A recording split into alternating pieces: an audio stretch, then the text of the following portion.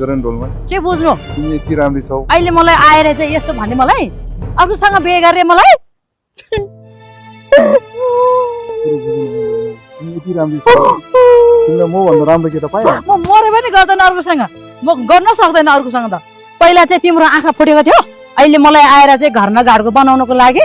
पापी असत्य मेरो कुरा बुझ्ने प्रयास गर न ढोलमा तिमी यति राम्री छौ म भन्दा राम्रो केटा तिमीले पाइहाल्छौ नि नरोमा तिमी यति राम्रो छौ म भन्दा राम्रो केटा पनि छैन मकै पनि गोड्ने बेला भइछ यहाँतिर ठुल्ठुलो भइसकेको छ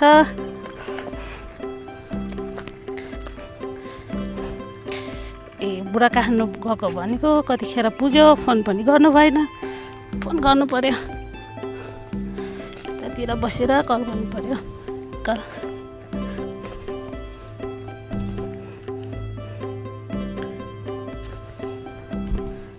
किन रो यत्रो समय बाँकी नै छ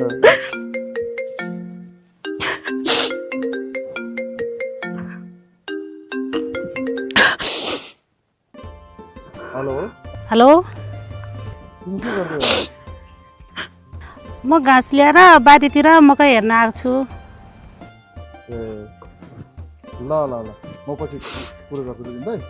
पछि फोन गर्छु म अहिले काम गर्छु ल ल हस्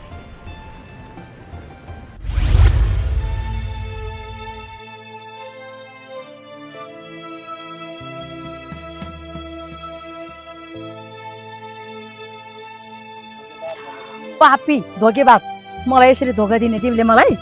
घरमा बुढी हुँदा हुँदा मलाई यसरी फसाएको मलाई पापी असत्य मलाई के गर्नुपर्ने गर अब मलाई थाहा छैन अरू के पनि तिमीलाई जति सम्झाए पनि नहुँदो रहेछ तिमी अब जे सुकै गर म तिमीलाई मसँग राख्न सक्दिनँ म गयो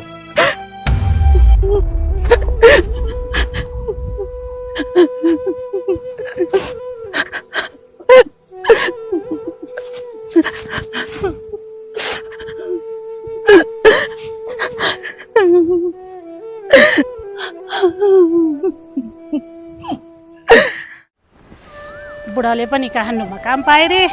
म पनि जानु पर्ला